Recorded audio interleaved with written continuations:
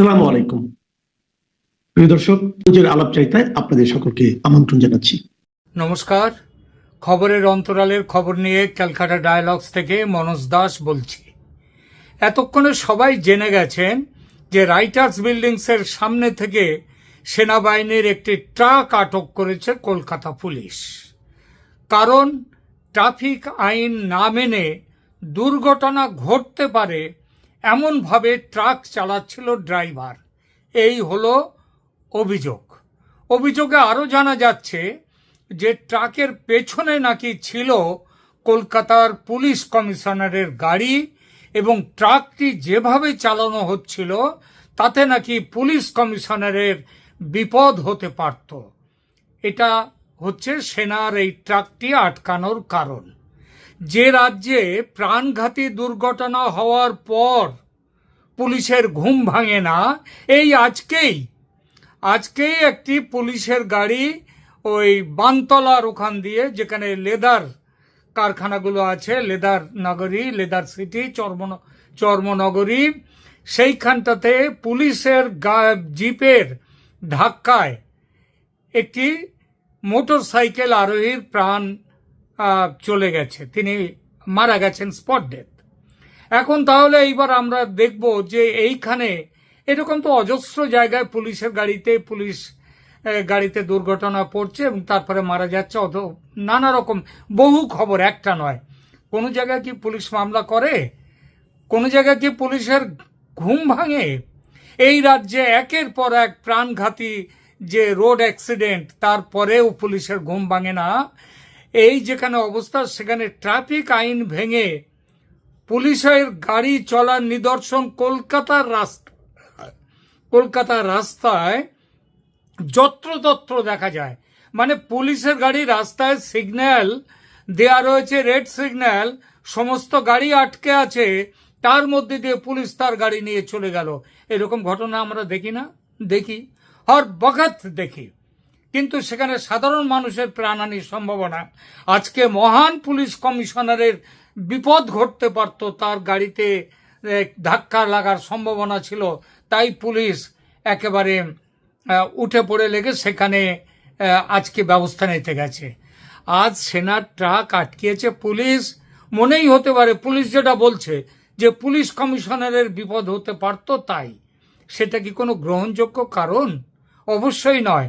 আসল কারণ হলো গতকাল মেয়ো রোডে গান্ধী মূর্তির কাছে তৃণমূল কংগ্রেসের ধর্ণা মঞ্চ সেনা ভেঙে দিয়েছে। তার শোধ নিতে, বদলা নিতে কলকাতা পুলিশের পাল্টা অ্যাকশন।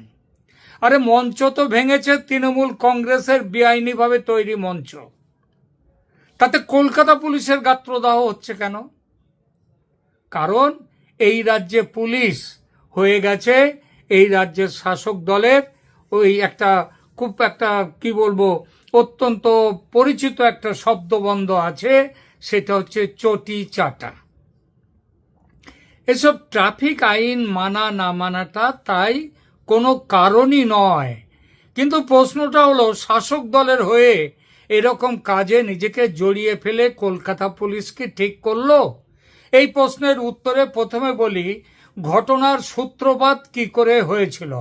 নির্বাচন কমিশনের যে SIR, স্পেশাল ইন্টেনসিভ রিভিউ, সেই প্রক্রিয়ার বিরোধিতা করতে আমাদের রাজ্যের পশ্চিমবঙ্গের মুখ্যমন্ত্রী উঠে পড়ে লেগেছেন এবং সেই জায়গায় ওই শাক দিয়ে মাছ ঢাকা দেওয়ার মতো, যাতে, কিন্তু মাছের এত গন্ধ, তাতে আর শাক দিয়ে ঢাকা যাবে না, পচা মাছ তো।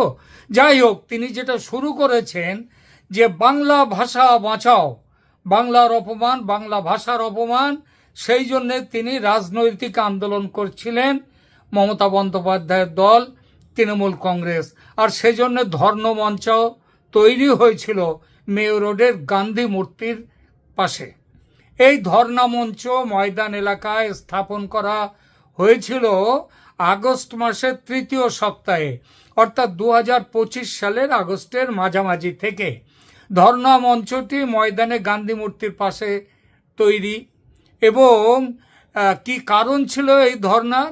আগেই বলেছি যে বাংলা ভাষাভাষী অভিবাসী কর্মীরা অন্যান্য রাজ্যে সেটা অন্যান্য রাজ্যে, মানে যদিও এদের উপরে আক্রমণ হয়েছে তামিলনাড়ুতে হয়েছে, কিন্তু তামিলনাড়ুতে যেহেতু স্ট্যালিন রয়েছেন ডিএমকে দলের, তারা আবার একসাথে এনডি জোটের অন্তর্ভুক্ত, সুতরাং তাদের নাম করেননি, স্ট্যালিনের নাম নেই।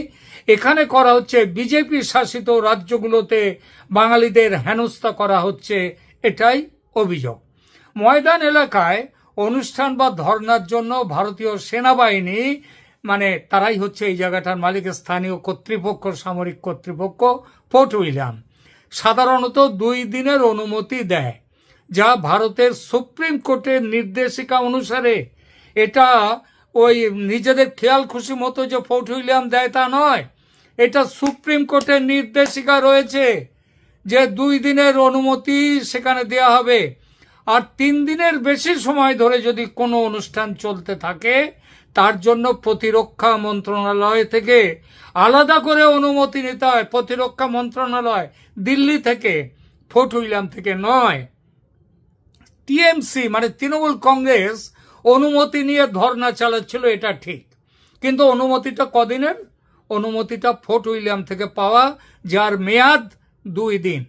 কিন্তু প্রায় 1 মাস ধরে ধর্না মঞ্চটি ময়দানে সেখানটায় রয়েছিল, এবং এই অসঙ্গতি এবং এই তাদেরকে বলা সত্ত্বেও তারা চলে যাচ্ছিল না, মঞ্চ তুলে নিচ্ছিল না।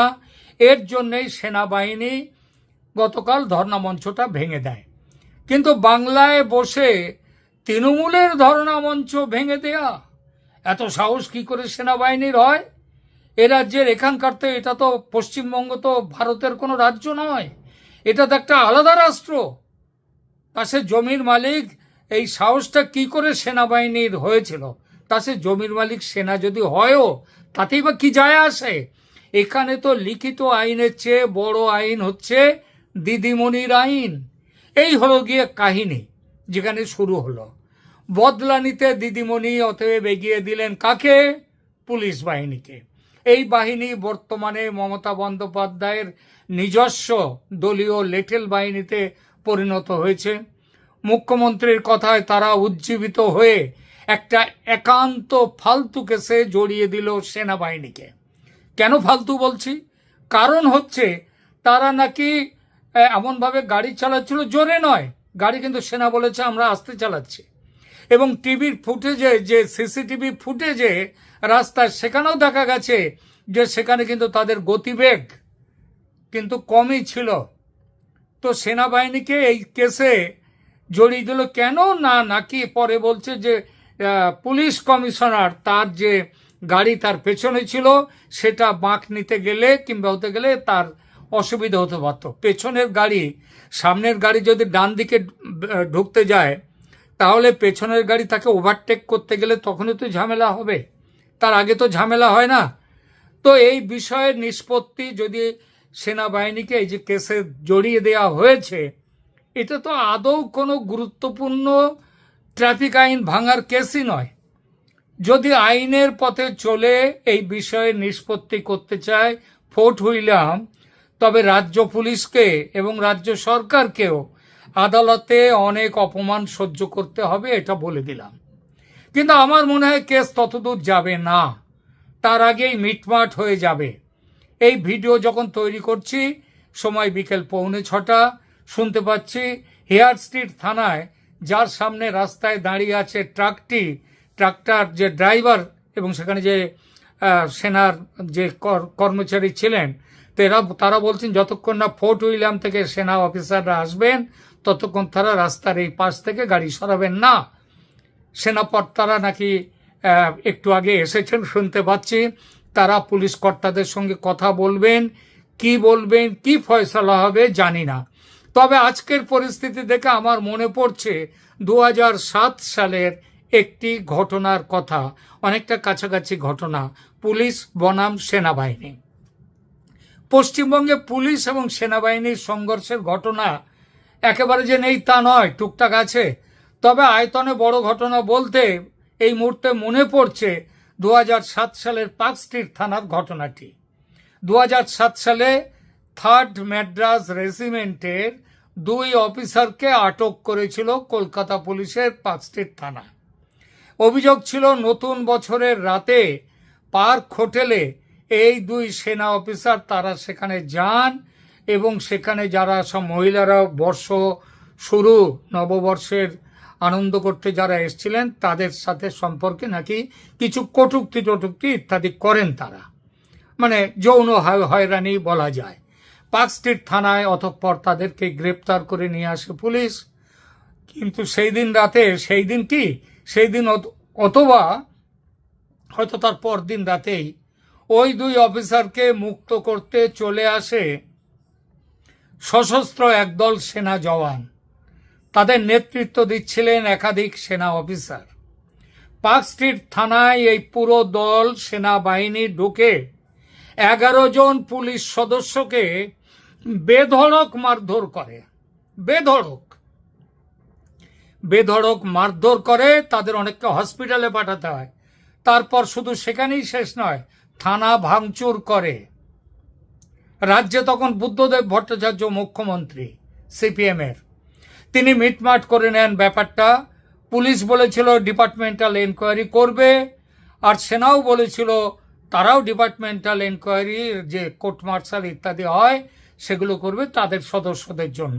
কিন্তু যতদূর জানা যাচ্ছে কোনোটাই হয়নি। ওই সময় উত্তেজনা থামিয়ে দেওয়ার জন্য এইরকমভাবে একটা মিটমাট কেবল হয়েছিল। মানুষও আর মনে রাখেনি ঘটনাটি, কারণ এই নিয়ে রাজনীতি করতে চাননি মুখ্যমন্ত্রী বুদ্ধদেব ভট্টাচার্য।